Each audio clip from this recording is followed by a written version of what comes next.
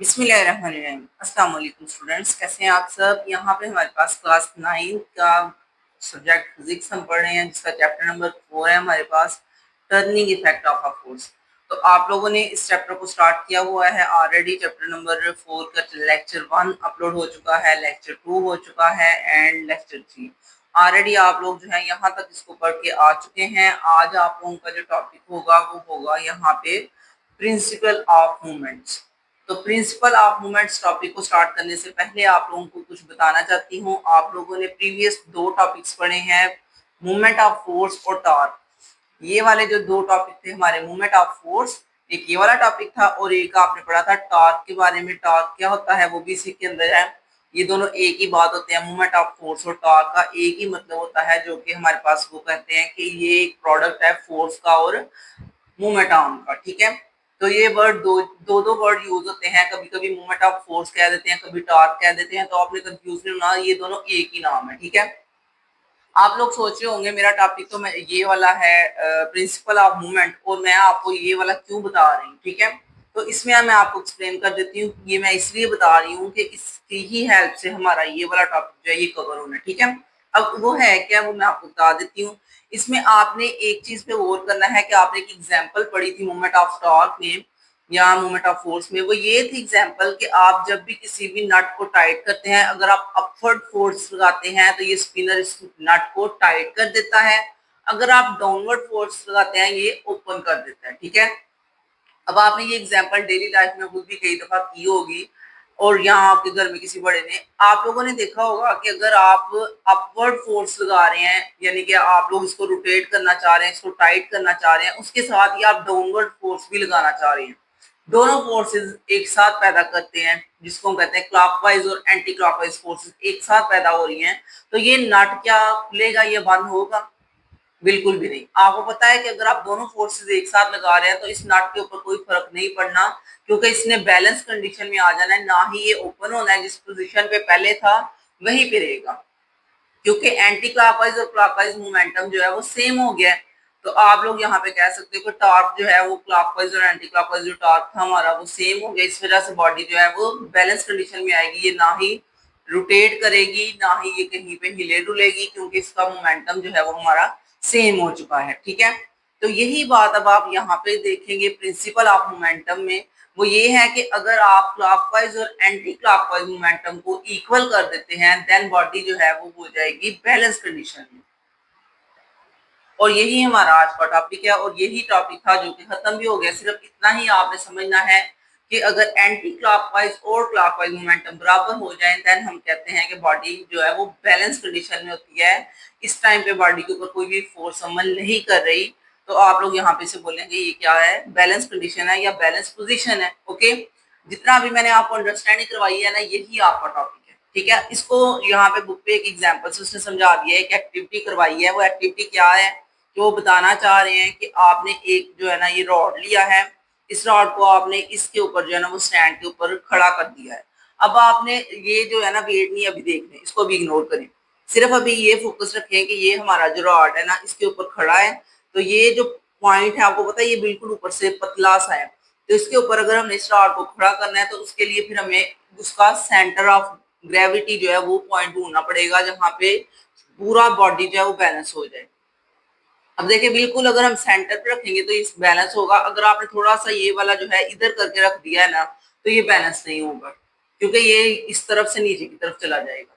तो हमें बैलेंस करने के लिए बिल्कुल सेंटर में रखना पड़ा। अब आपने इसको रख लिया सेंटर में, इसका मतलब ये बैलेंस कंडीशन है, इसके ऊपर आप ना ही कोई फोर्स लगा रहे हो और ना ही ये मूव करेगा। ओके, अब अगर आप इस पे वेट एक अटैच कर देते हो जो कि वेट 1 है, ये आपने अटैच कर दिया है। अब ये अटैच करने से क्या होगा कि इधर से रॉड नीचे की तरफ मूव करना शुरू कर देगा, उसकी वजह से ये क्या होगा, एंटी क्लॉकवाइज जो है वो मोमेंटम पैदा हो जाएगा। ठीक है, अब आपने ये इसको नीचे को मूव करवाया, एंटी क्लॉकवाइज टॉर्क या मोमेंटम आप कुछ भी कह सकते हैं वो पैदा हो गया। अब आप इसको खत्म करने के लिए क्या करेंगे, आप इधर इससे थोड़ा सा बड़ा वेट लगाएंगे ताकि ये बैलेंस हो जाए। इधर जब हमने थोड़ा सा बड़ा वेट लगाया है ना, वो है वेट 3, तो उसकी वजह से अब ये रॉड नीचे की तरफ आएगा, क्योंकि ये ऑलरेडी इसकी वजह से जो है इधर को नीचे आ गया था। तो हमने अब अगर बड़ा वेट लगाया तो ये इधर को आएगा, तो वो क्लॉकवाइज क्या हो जाएगी, रोटेशन। तो क्लॉकवाइज रोटेशन या क्लॉकवाइज मोमेंटम, क्लॉकवाइज टॉर्क, ये तीन नाम होते हैं, ये तीनों एक ही चीज को बताना चाह रहे हैं, ठीक है, कि यहाँ से टर्न लिया है बॉडी ने, तो यहाँ से जो टर्न लिया है उसकी वजह से ये इधर को थोड़ा सा नीचे आ गया, तो अब हम तो बोलेंगे अभी भी ये बैलेंस नहीं है, पहले ये इधर को नीचे आ गया था, इसको बैलेंस करने के लिए हमने ये वाला वेट लगाया, अब हमसे ये थोड़ा सा बड़ा वेट लग गया है, तो इसकी वजह से ये इधर को क्लॉकवाइज रोटेशन होना शुरू हो गया है। इसको कंट्रोल करने के लिए हम क्या करेंगे, फिर हम यहाँ पे भी जो है ना एक और वेट लगाएंगे, अगर वो हम लगा लेते हैं उसकी वजह से ये बैलेंस हो जाता है, तो इसका मतलब है ये बैलेंस कंडीशन है। क्लॉकवाइज और एंटी क्लॉकवाइज हमारा जो टॉर्क या मोमेंटम था वो सेम हो गया है, इक्वल हो गया है, ठीक है। अब अगर आप देखें तो आप बोलेंगे यहाँ पे जो है ना वो टॉर्क का क्या फॉर्मूला अप्लाई किया जाएगा, आपने पहले जो टॉर्क का फॉर्मूला प्रीवियस पढ़ा है ना वही यहाँ पे भी अप्लाई होगा, मैं आपको लिख के बताती हूँ। टॉर्क का फॉर्मूला हमारे पास होता है आर एफ, या फिर आप इसको लिख सकते हो एल एफ या फिर एफ एल, यानी कि ये मल्टीप्लाई हो रहे हैं, अगर इनके दरमियान कोई साइन नहीं तो इसका मतलब है ये मल्टीप्लाई हो रहे हैं। तो यहाँ पे देखिए आपके पास आर मल्टीप्लाई हो रहा है एफ के साथ, या एल मल्टीप्लाई हो रहा है एफ के साथ, या एफ मल्टीप्लाई हो रहा है एल के साथ। तो ये सारी जो कंडीशंस है ना ये एक ही को बता रही है टॉर्क के फॉर्मूले को, क्योंकि टॉर्क का फॉर्मूला यही होता है, मूवमेंट आर्म को मल्टीप्लाई करते हैं फोर्स के साथ। तो आपने देखना है यहाँ पे देखें जी, हमारे पास हमने ये जो वेट रखे हैं सारे, तो ये वेट फोर्स के बराबर होंगे, ठीक है।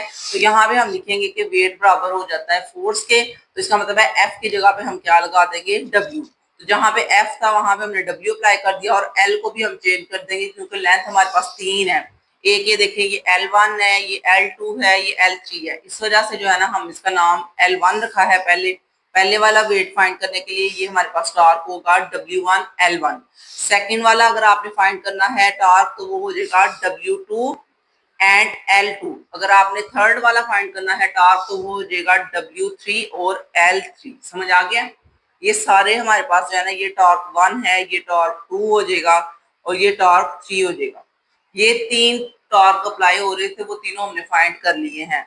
टॉर्क 1 जो है वो W1 L1 हो जाएगा, टॉर्क 2 जो है वो W2 L2 हो जाएगा, और टॉर्क 3 जो है वो W3 L3 हो जाएगा। अब इसी का यूज करके जो है ना वो आपने यहाँ पे काम करना है। ये देखिए, when the metre rule is balance, जब ये हमारा मीटर रूल या रॉड आप कहते हैं ये अगर बैलेंस हो जाता है, देन टोटल, अब हमने बात करनी है जो टोटल यहाँ पे टॉर्क अप्लाई हो रहा था, टोटल एंटी क्लॉकवाइज हमारे पास मोमेंटम, जो टोटल एंटी क्लॉकवाइज मोमेंटम था वो यहाँ पे क्या होगा, ये एंटी क्लॉकवाइज वाला था और ये क्लॉकवाइज वाला था, ठीक है। तो टोटल एंटी क्लॉकवाइज में देखा जाए तो वो W1 L1 आएगा और W2 L2 आएगा, क्योंकि ये L1 के साथ ये वाला, L2 के साथ ये वाला। तो W1 cross L1 plus W2 cross L2 लिख लें, या क्रॉस नहीं लिखते आप ऐसे भी लिख लेते हैं वो भी सही है, ठीक है। इक्वल टू हो जाएगा क्लॉकवाइज मोमेंटम कितना था हमारे पास यहाँ टॉर्क, वो था W3 L3। ओके, क्योंकि ये बैलेंस कंडीशन है तो दोनों को हमने इक्वल रखना था। ये आपका फॉर्मूला है जो आपने हर जगह यूज करना है, जहाँ पे न्यूमेरिकल या आपकी एग्जांपल आ जाती है आपको ये वैल्यूज वो दे देंगे, वेट 1 की वैल्यू क्या है, लेंथ कितनी है, वैल्यूज देंगे, आप वैल्यूज को पुट करेंगे और आपका आंसर हमेशा इक्वल आएगा, ठीक है, क्योंकि ये उस बैलेंस कंडीशन है तो आंसर इक्वल आना ही है।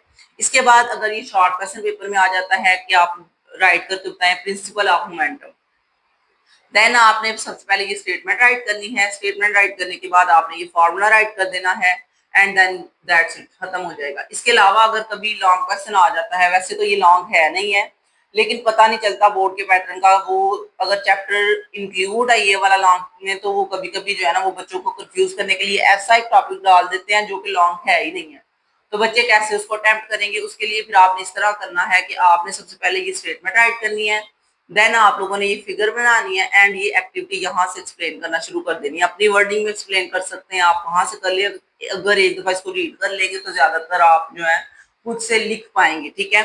देन आपने ये फॉर्मूला राइट करके तो इसको कंप्लीट कर देना है, और कोशिश करनी है थोड़ा खुला खुला लिखे, ताकि लॉन्ग क्वेश्चन की तरह एक जो आपका पेज है या 1.5 पेज कंप्लीट हो जाए, ताकि जो है ना वो आपको एग्जामिनर नंबर अच्छे दे दे। ओके, तो ये हम सबसे पहले स्टेटमेंट रीड कर लेते हैं क्या है। When a body is in balance position, अगर एक बॉडी बैलेंस पोजीशन में, जैसे आपको ये नजर आ रही है, the sum of clockwise momentum, ये हमारे पास क्लॉकवाइज और anti clockwise, sum of clockwise momentum at any point equal to the sum of anti clockwise momentum about that point. ये आपने सबसे पहले पढ़ लिया है, मैंने समझा भी दिया था कि क्लॉकवाइज और एंटी क्लॉकवाइज मोमेंटम किसी भी पॉइंट के ऊपर इक्वल हो जाएगा। वो इस वजह से कह रहे हैं एट एनी पॉइंट, क्योंकि हो सकता है कि ये वेट अगर आप आगे करके रखेंगे ना तो लेंथ कम होने की वजह से ये बैलेंस नहीं होगा, तो ये बॉडी दोबारा नीचे की तरफ मूव करना शुरू हो जाएगी। इसको बैलेंस करने के लिए हमने तरतीब देने के लिए इसको इधर रखा है। अगर आपने इस वेट को भी थोड़ा आगे पीछे किया तो हो सकता है ये बैलेंस कंडीशन ना हो। तो ये जो पॉइंट है ना सारे, ये तीनों पॉइंट इसकी बैलेंस पोजीशन के लिए जरूरी है। यहाँ पे ही हम वेट रखेंगे तभी ये बैलेंस होंगे। ओके, तो ये आपका टॉपिक कंप्लीट हो चुका है। इसके अलावा जो है ना यहाँ पे ये एग्जाम्पल मैंने करवानी थी जो कि प्रीवियस टॉपिक में नहीं हुई, तो मैं ये एग्जाम्पल भी आपको करवा देती हूँ साथ ही। एग्जाम्पल में क्या वो बता रहे हैं, एग्जाम्पल में बता रहे हैं कि अ फोर्स ऑफ 60 न्यूटन यानी कि 60 न्यूटन की फोर्स अप्लाई की जा रही है, और वो जो फोर्स है वो किस तरह अप्लाई की जा रही है, acting on a wooden box, ये एक लकड़ी का बॉक्स है जिसके ऊपर लग रही है, एट एंगल ऑफ 60, ये साथ उसने एंगल भी बता दिया है, विद द हॉरिजॉन्टल डायरेक्शन, किस डायरेक्शन में है ये फोर्स, हॉरिजॉन्टल डायरेक्शन में। Determine the value of X and Y component, आपने फोर्स के दो कंपोनेंट पढ़े हैं, ये लॉन्ग क्वेश्चन था हमारा, उसमें आपने इसको कवर किया था कि एफ एक्स इक्वल टू होता है एफ कॉस थीटा और एफ वाई इक्वल टू होता है एफ साइन थीटा। ठीक है, ये दोनों फॉर्मूले आप ऑलरेडी पढ़ चुके हैं, प्रीवियस लेक्चर में हमने ये किए हुए हैं, और इन्हीं दोनों को वो बोल रहे हैं फाइंड करें। तो कोई मसला नहीं है, फोर्स हमने सबसे पहले लिख ली 60 न्यूटन गिवन डेटा में, थीटा 60 लिख लिया, ये दोनों चीजें हमें पता है। साइन थीटा और कॉस थीटा की वैल्यूज उसने पहले ही फाइंड कर दी है, अगर ना आप नहीं भी फाइंड करते तो कोई मसला नहीं, आप डायरेक्ट फॉर्मूला लिखें F X is equal to F cos theta, F की वैल्यू हमारे पास आ चुकी है 60 न्यूटन, एंड कॉस लिखेंगे साथ में थीटा की वैल्यू 60 लगाएंगे, तो ये यहाँ पे भी हल हो सकता है, आपने ऊपर कर लिया वो भी कोई मसला नहीं। ठीक है, उसी तरह एफ वाई क्या है, एफ साइन थीटा, एफ की वैल्यू 160 लिखें, साइन और थीटा की वैल्यू 60 लिखें, एंड देन आपका ये आंसर आ जाएगा। दो हमारे पास निकलेंगे कंपोनेंट, एफ एक्स के पास 60 है और एफ वाई के पास 138.6 है। ठीक है, तो यही उसने पूछा था, हमने हल करके बता दिया है कि एफ एक्स कंपोनेंट के पास कितनी फोर्स है और एफ वाई के पास, एक्स वाला जो है वो कॉस थीटा होता है और वाई वाला जो है वो साइन थीटा होता है। तो आई होप सो आपको लेक्चर की समझ आ गई होगी। हमारा टॉपिक था प्रिंसिपल ऑफ मोमेंटम, एंड हमने प्रीवियस टॉपिक की एक एग्जांपल की है। जिन बच्चों को समझ आ गई है वीडियो को लाइक करें, चैनल को सब्सक्राइब करें ताकि नेक्स्ट लेक्चर भी आप तक पहुंचते रहे। अल्लाह हाफिज।